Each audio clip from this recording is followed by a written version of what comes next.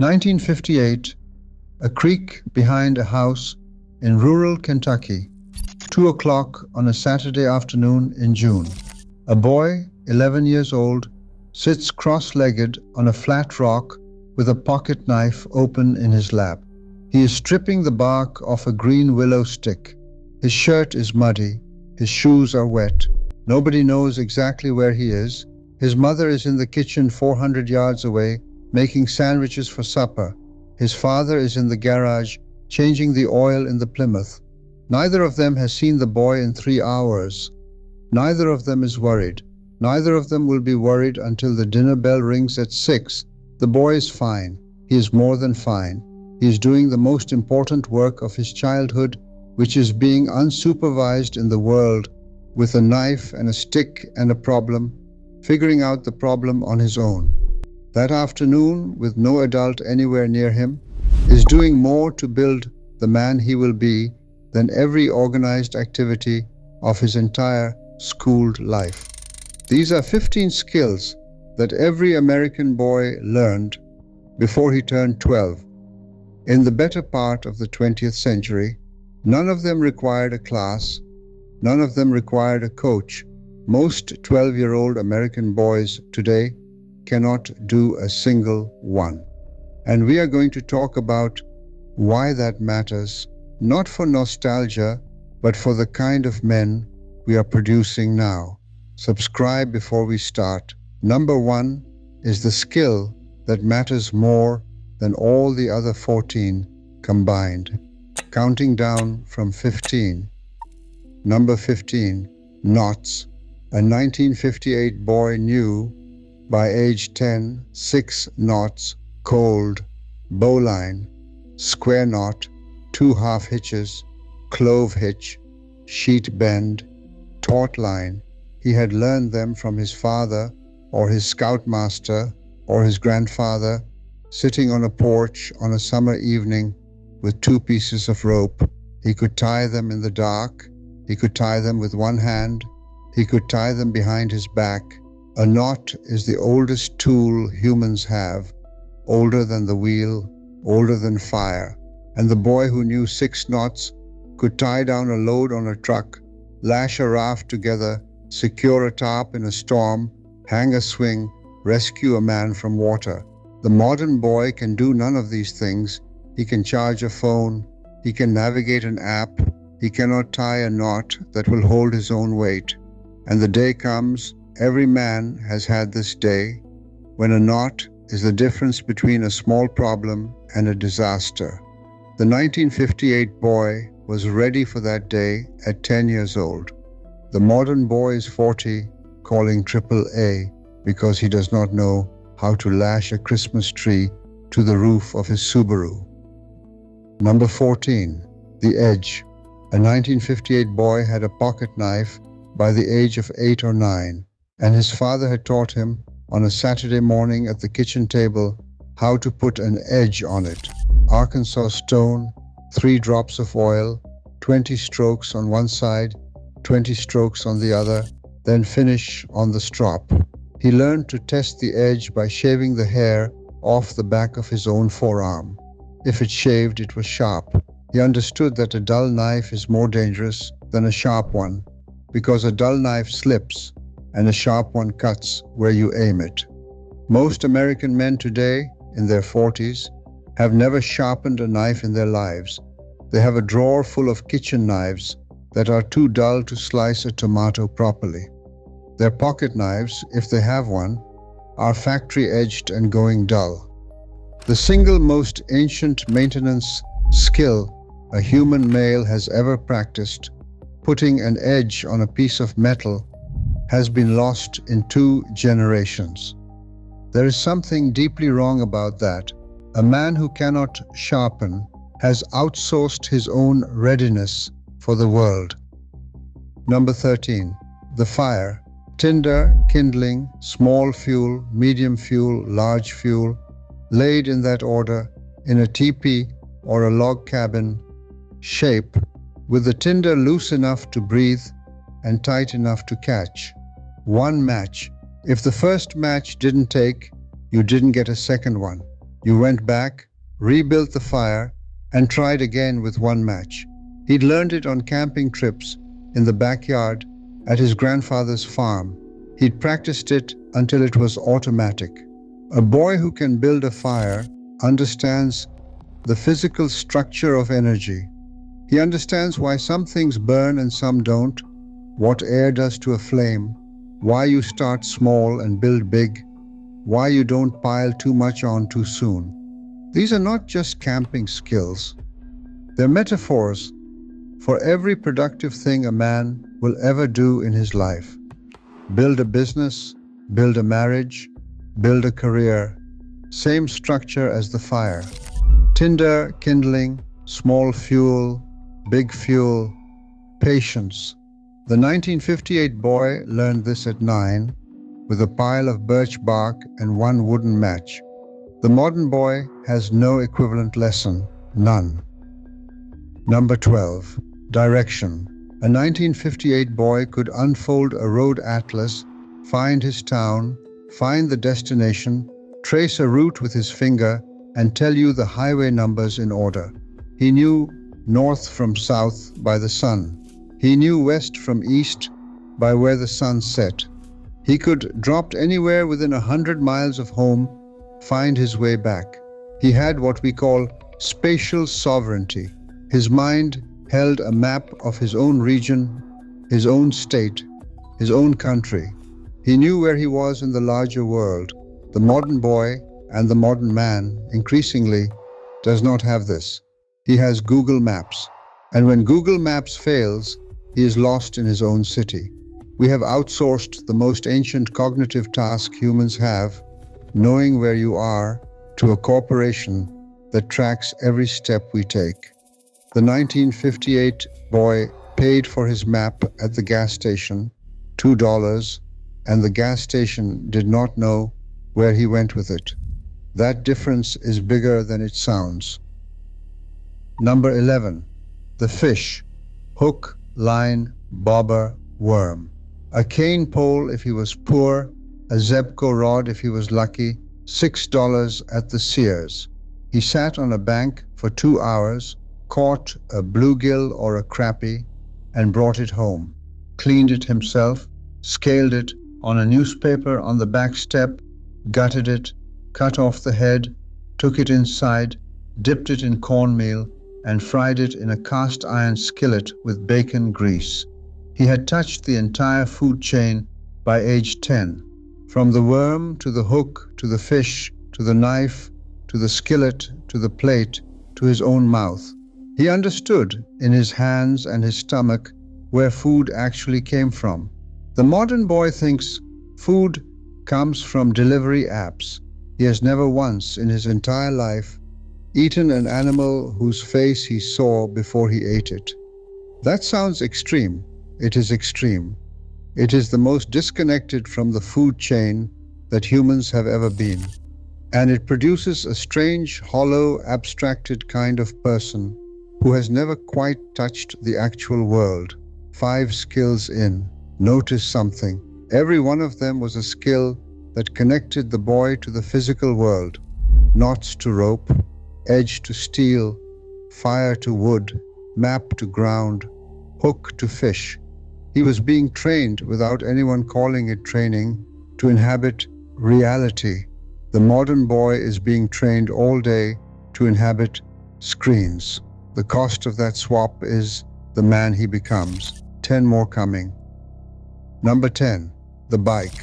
A 1958 boy got his first bike around age 7. A Schwinn or a Huffy, often used and costing $50.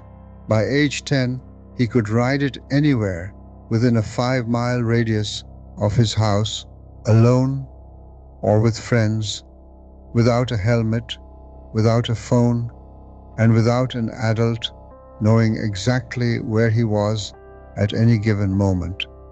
He had what is now legally forbidden in many American counties, unsupervised mobility.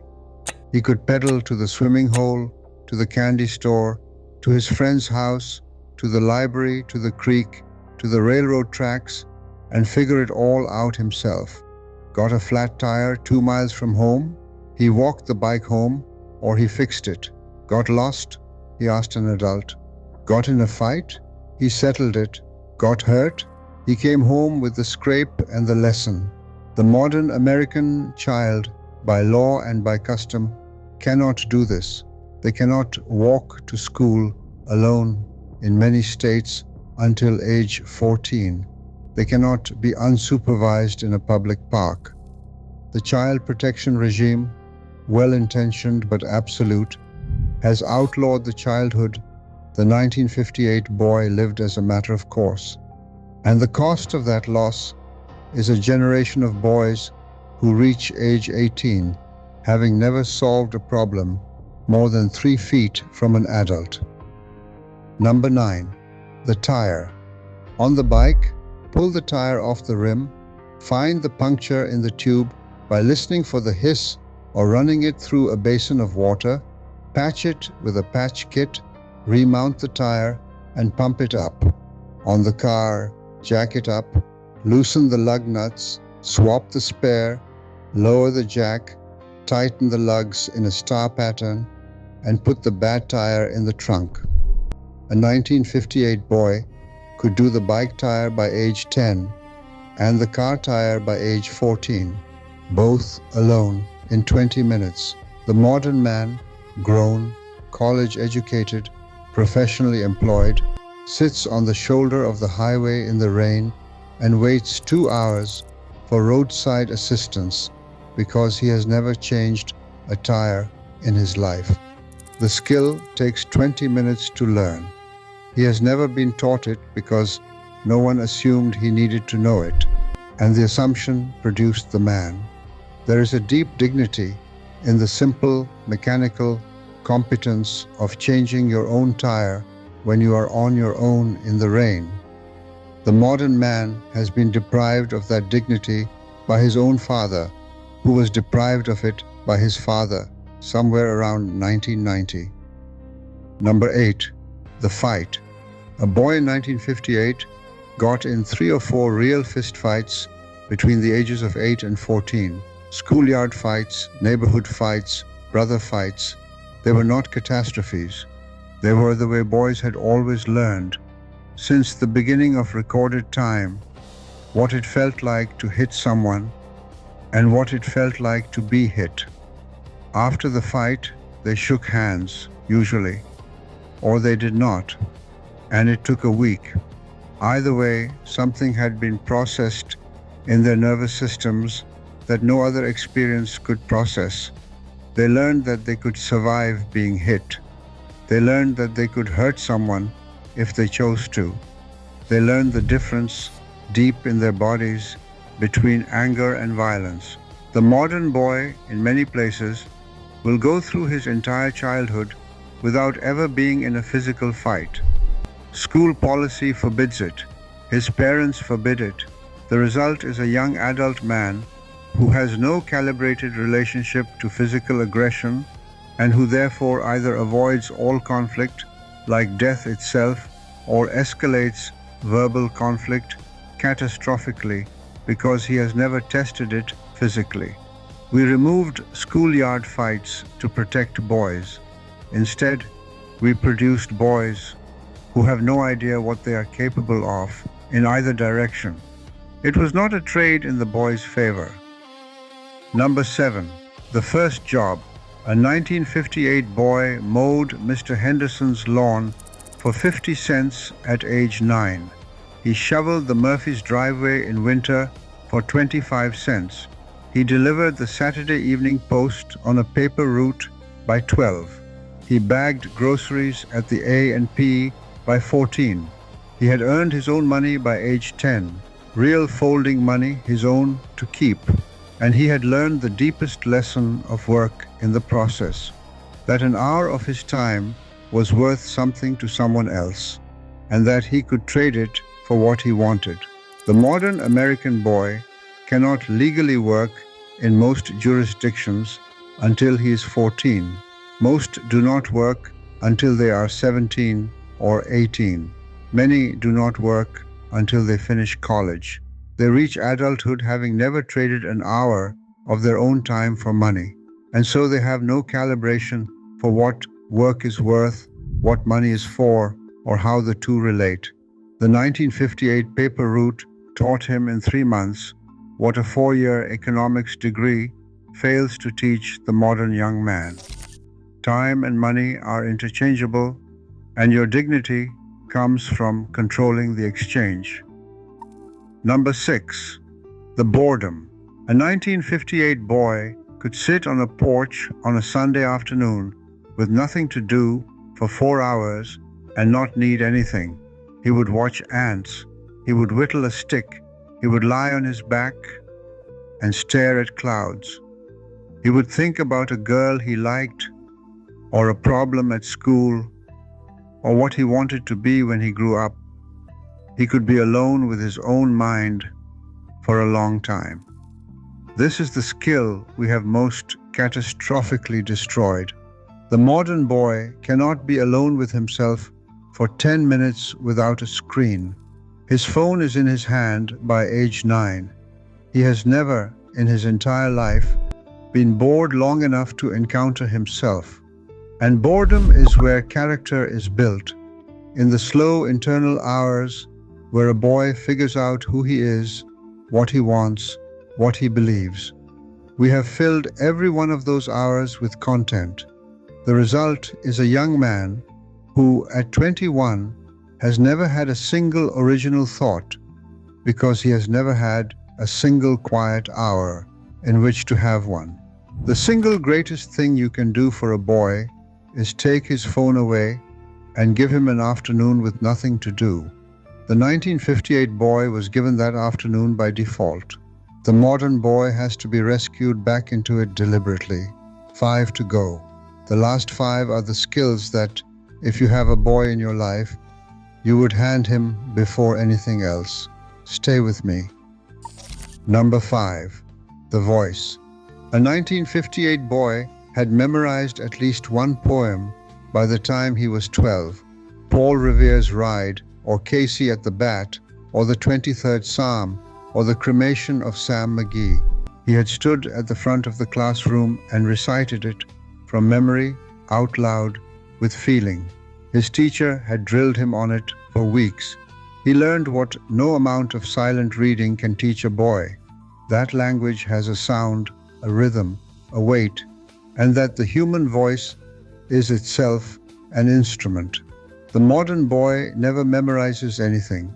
Schools stopped requiring recitation around 1985, and so an entire generation of American men cannot quote a single poem, a single passage of scripture, a single Shakespeare line, a single Lincoln speech.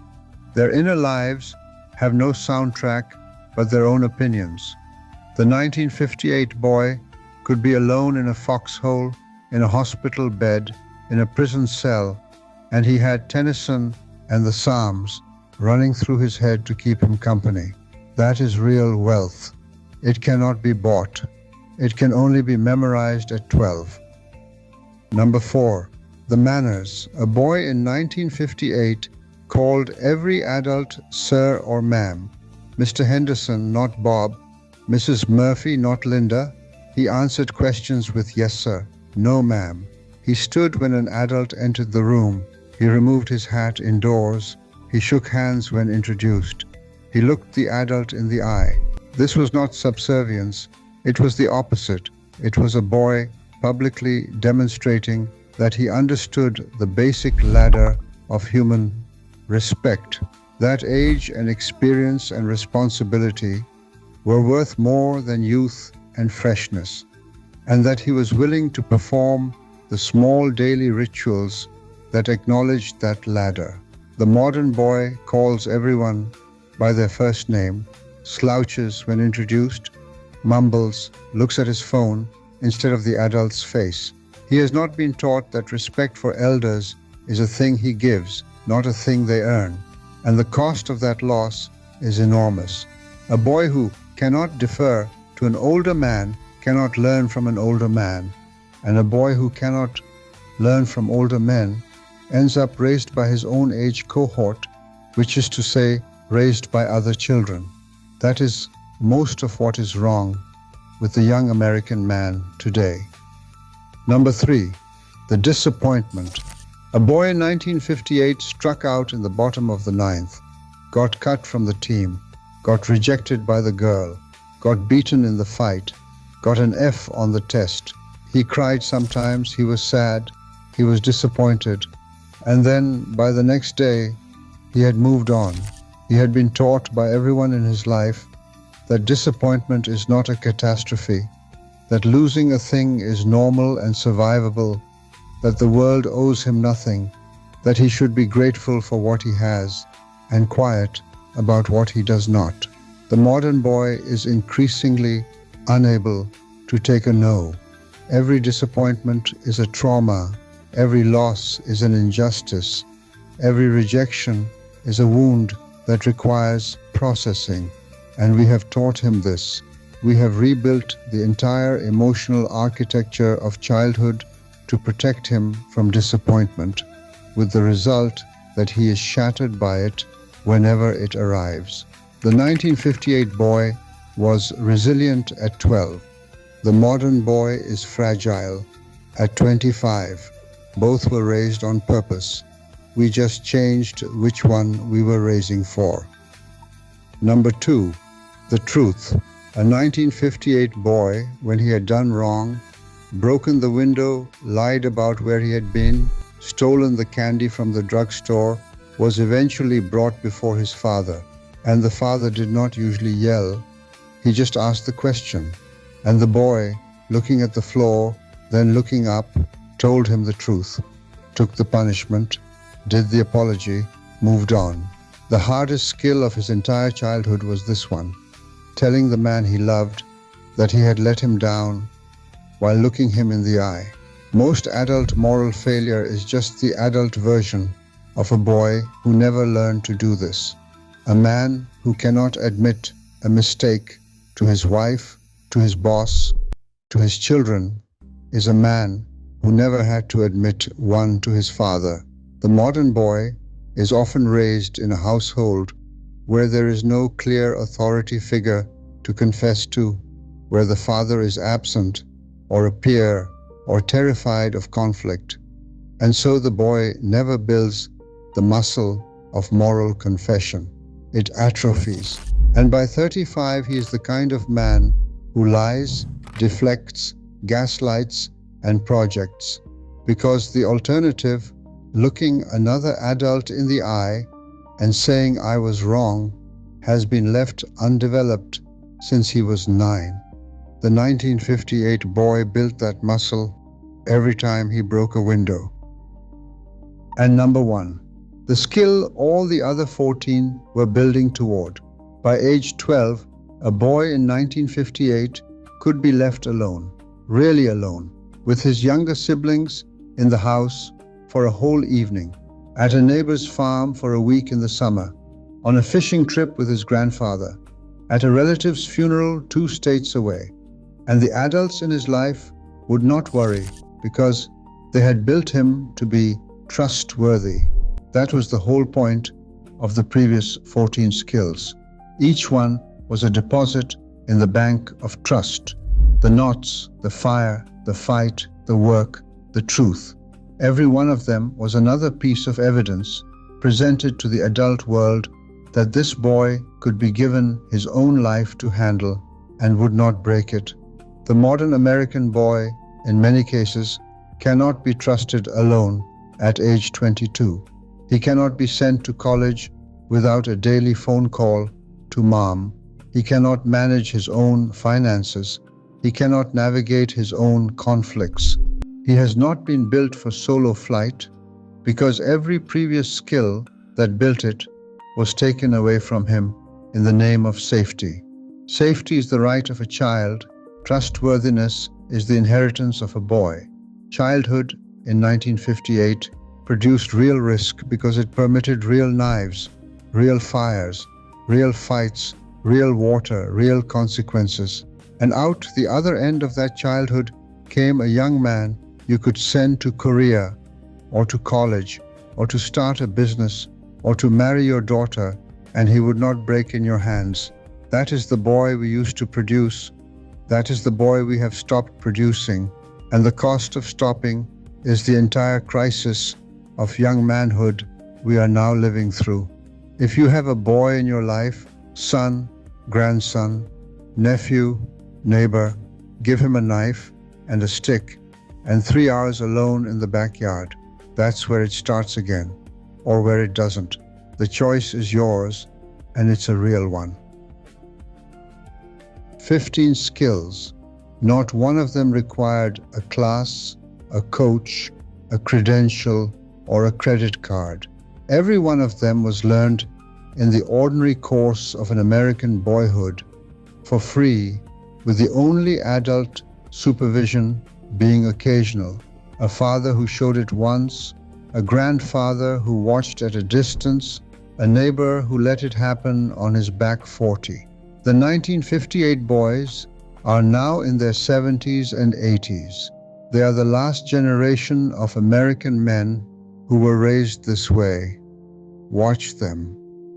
They are quieter than us, and more competent, and more at peace, and more ready for hardship, and more useful to the people around them.